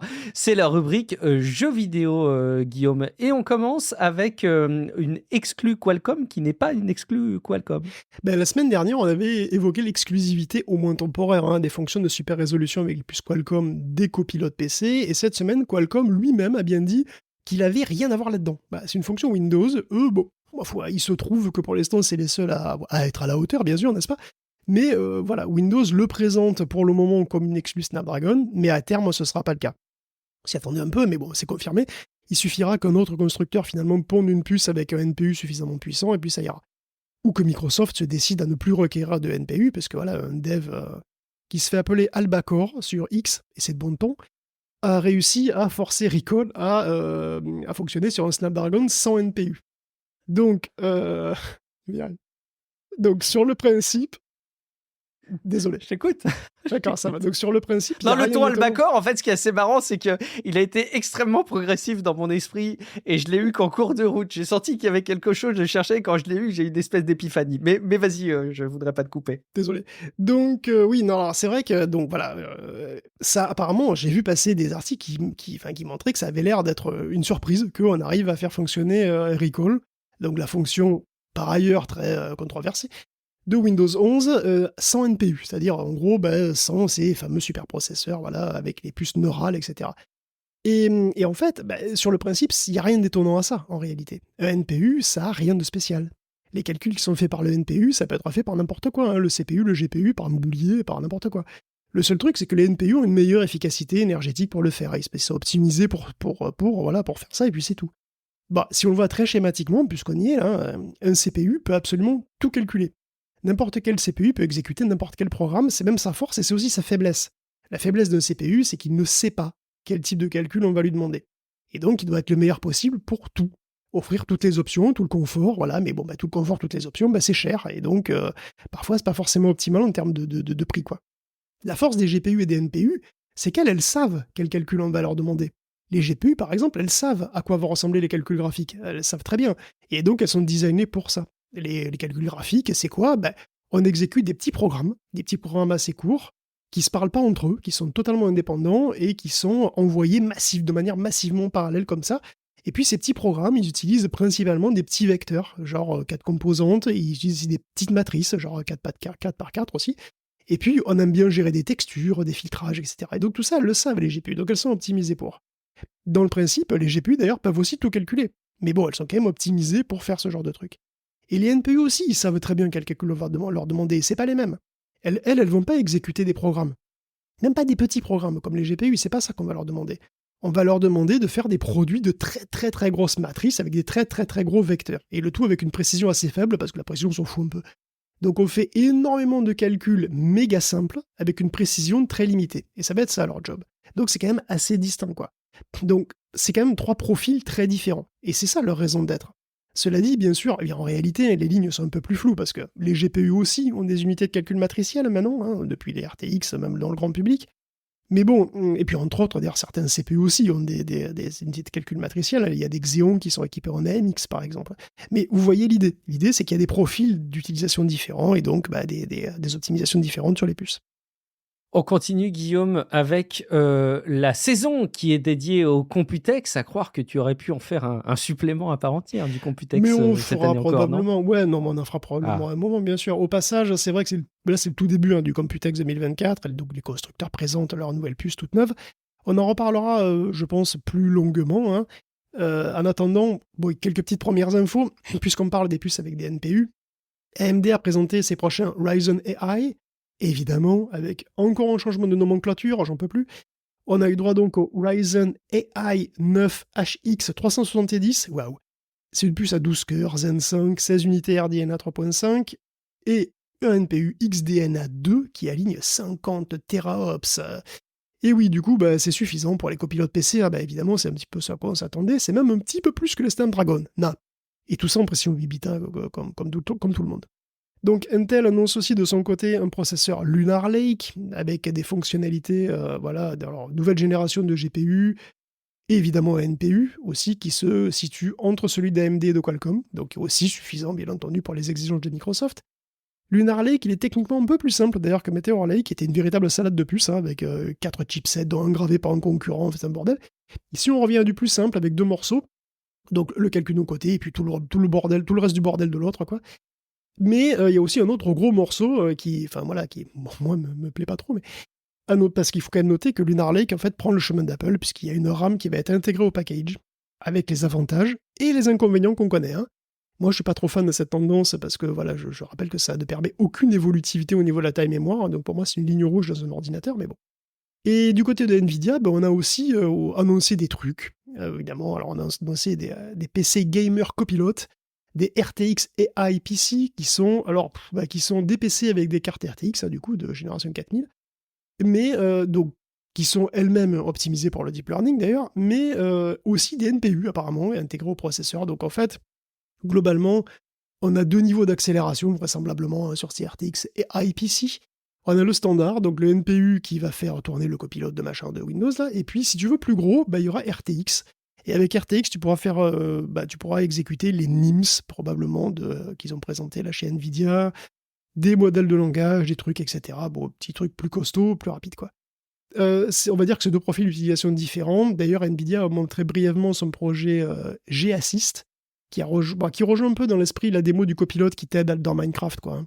Donc c'est un chatbot qui te regarde jouer, et qui, compte tenu du contexte, va t'aider dans n'importe quel jeu, hein, le cas échéant, même en allant chercher des infos sur le web. Alors, ils ont fait une démo avec Ark, le jeu avec des dinos, là, Survival Evolved, je crois. Et le truc peut même configurer les myriades de réglages aussi dans Cyberpunk 2077 pour toi. Donc pour l'instant, c'est une preuve de concept. Il y a une certaine convergence donc vers ces assistants gaming quand même, j'ai l'impression. On continue avec les jeux vidéo et cette fois-ci avec des analyses sur les différentes générations de PlayStation. Alors moi, j'avais entendu dire que la PlayStation 5 n'était pas en passe d'être celle la plus vendue, tu vois, qui n'était pas celle qui était digne des records des différentes générations de PlayStation. Guillaume, ça a l'air d'être quand même un carton sur le plan des revenus, en tout cas, non? Oui, des nouvelles de Sony et des ventes PlayStation en particulier, donc PS4, PS5, eh ben ça va pas mal, hein. Voilà, ça se vend plutôt bien, on pourrait dire. Ça fait 4 ans que la PlayStation 5 est sortie, oui déjà, hein, elle a été vendue à 56 millions d'exemplaires et elle a généré pour 106 milliards de ventes et pour 10 milliards de bénéfices. C'est presque autant de chiffre d'affaires en 4 ans que sur la totalité de la vie de la PS4. D'ailleurs, la PS4, sortie on le rappelle en 2013, est encore utilisée presque autant que la PlayStation 5. Chaque mois, il y a 49 millions de gens qui l'utilisent encore, donc autant que la PlayStation 5. Cela dit, on ne sait pas à quoi elle sert. Si ça se trouve, c'est juste à regarder Netflix ou YouTube, tu vois, on ne sait pas trop. D'ailleurs, le nombre total d'heures jouées est en faveur de la PlayStation 5. C'est 2,4 milliards d'heures sur PS5 contre 1,4 sur PS4. Donc on peut le dire... C'est pas zéro non plus sur PS4. C'est pas zéro du tout, clairement. Non, elle est encore vivante, quoi. Donc on peut le dire, la PS5 est un carton, elle est rentable, elle a encore une marge de progression, voilà, hein, marge de progression qui va, à mon avis, être accélérée à la sortie de GTA 6, puisque GTA 6 ne sortira pas sur PlayStation 4, et qu'on peut imaginer qu'il y ait pas mal de gens qui fassent la bascule à ce moment-là. Donc ça va être une sorte de jeu générationnel, un petit peu, j'ai l'impression. Et puis, il faut voir aussi que les gens dépensent plus sur PlayStation 5 que sur PlayStation 4, donc plus sur les DLC, sur les services, hein, donc c'est quand même la génération la plus rentable à ce jour. Bon, les chiffres qu'on n'a pas eus, c'est ceux du PSVR 2, qui apparemment intéresse toujours aussi peu Sony, hein, si on croit le récent State of Play d'ailleurs, mais qui pourrait trouver... Et les seuls jeux qu'ils annoncent, c'est une fois sur deux, c'est des trucs qui font peur. Oui. C'est des trucs d'horreur, c'est incroyable. Et sinon, c'est vrai que c'est pas de matière à... Enfin, si t'aimes pas les jeux d'horreur, déjà, tu t'écartes une bonne partie de l'intérêt du PSVR 2, j'ai l'impression. Oui, on a eu un State of Play la semaine dernière, hein, et comme d'habitude, il y a eu plein d'annonces. Et oui, on a eu quand même 2 jeux PSVR qui ont l'air intéressants. Il y a eu Skydance Behemoth, donc c'est une sorte de RPG d'action avec des géants, et puis Alien Rogue Incursion, c'est à ça que tu fais référence, j'ai l'impression. Bon, c'est probablement un excellent générateur d'infarctus, hein, puisque c'est un jeu Alien en VR, super VR, voilà, sur PlayStation 5. Ça a l'air cool. Mais, donc le PSVR 2, t'es pas totalement absent. Enfin, on peut pas dire que ce soit des AAA avec des licences majeures first party Sony, quoi, tu vois. Et c'est pour ça que j'ai toujours un peu l'impression que Sony s'intéresse pas trop à son casque. Et c'est quand même dommage. Alors, il y aura peut-être un petit relais comme ça de croissance. Disons, une petite porte de sortie peut-être pour le PSVR 2, puisque en fait, il va y avoir, ça y est, c'est officiel, un adaptateur pour PC. Donc il y a un adaptateur qui permettra d'utiliser, sur votre PC avec SteamVR, vous pourrez utiliser votre PSVR 2. On passera à côté de quelques fonctionnalités, hein, c'est même dommage, on passera à côté du HDR, du feedback haptique ou du suivi du regard aussi. Et puis voilà, des retours subtils sur la manette. En tout cas, dans un premier temps. Mais enfin, ça reste un très bon casque dans l'absolu, qui pourrait effectivement se faire une place sur PC, c'est un petit peu étrange, quoi. Sinon, pour le State of Play, je sais pas, est-ce que tu as vu des trucs qui... C'est un State of Play qui a... Oh là là, malheureusement. Oh non. Excuse-moi. C'est un State of Play qui a pas forcément... Si. Oui, vas-y. Si, il y a un truc, c'est en fait, il faut quand même souligner la qualité du jeu que représente Astrobot. Le jeu de base, hein, qui est fourni sur la PS5, franchement, il est trop bien. Il est pas trop long, il est pas prise de tête, il est un petit peu challengeant. Et surtout, il tire parti des retours haptiques et des comportements de la manette de manière magistrale. Je comprends pas d'ailleurs que les développeurs de jeux ne tirent pas plus. Et donc, en fait, le fait qu'il y ait un nouveau Astrobot, franchement, je trouve ça trop bien. Trop bien. Je pense que c'est assez unanime. Hein. C'est peut-être un des jeux, si ce n'est le jeu qui a le plus plu, quoi. Hein. C'est effectivement Astrobot, donc il sort un jeu. Donc, alors, pour ceux qui ont eu le PSVR, c'était probablement un des meilleurs jeux PSVR, hein, clairement, Astrobot. Et bon, là, ils ont refait un totalement nouveau, en 2D, donc voilà, pas PSVR 2, malheureusement. Mais bon, c'est très bien aussi. Et puis, apparemment, il va y avoir 80 niveaux, donc ça sera un très gros truc.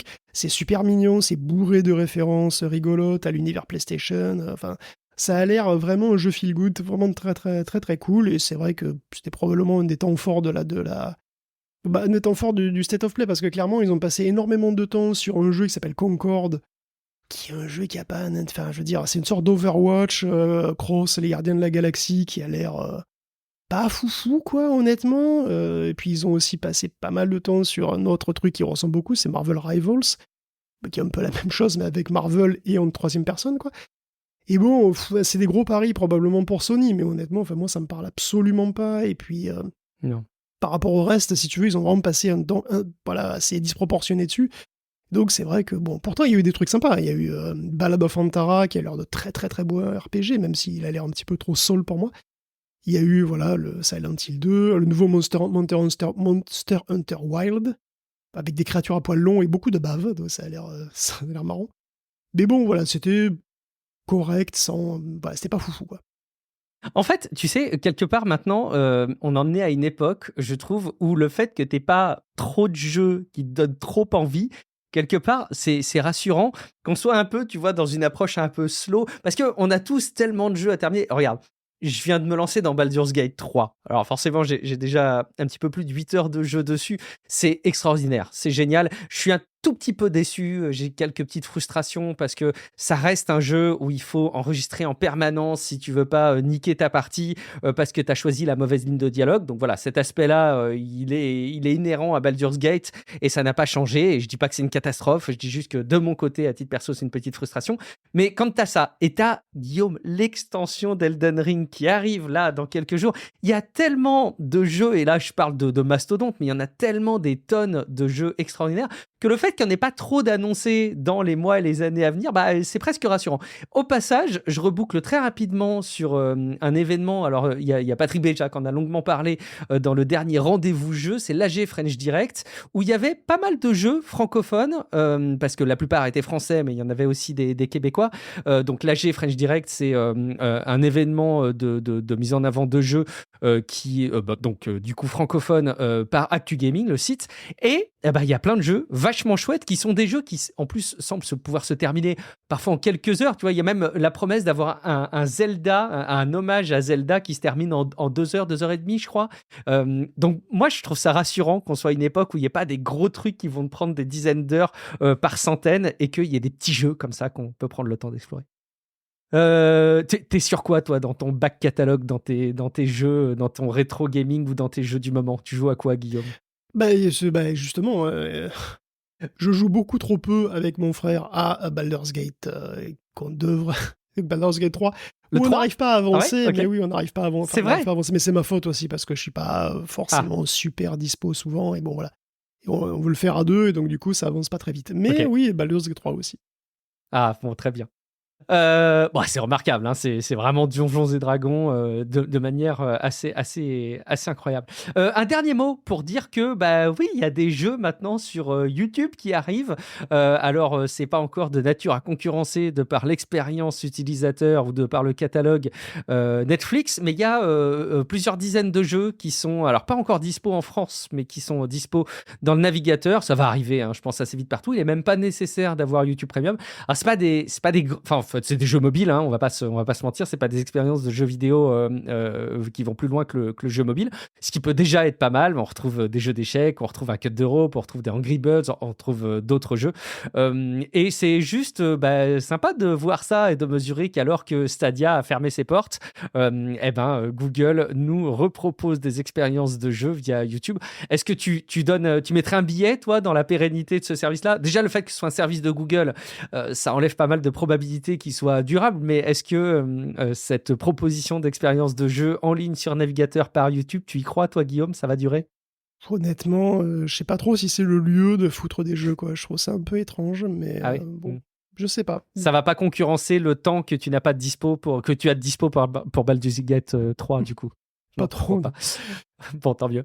Merci infiniment, Guillaume, pour la préparation de cet épisode. On espère que cet épisode de Tech Café, vous qui l'avez écouté jusque-là, a rempli ses objectifs, à savoir contribuer à vous faire passer un bon moment, à vous divertir, mais aussi à vous informer, à vous permettre d'être à la pointe dans les sujets liés aux nouvelles technologies, et en l'occurrence en ce moment, évidemment, avec l'intelligence artificielle, sans vous en faire une indigestion. Si jamais vous partagez ce sentiment, je vous invite évidemment à aller déposer un commentaire sur techcafé.fr ou aller déposer des avis sur Apple Podcast, Podcast Addict ou des étoiles sur Spotify.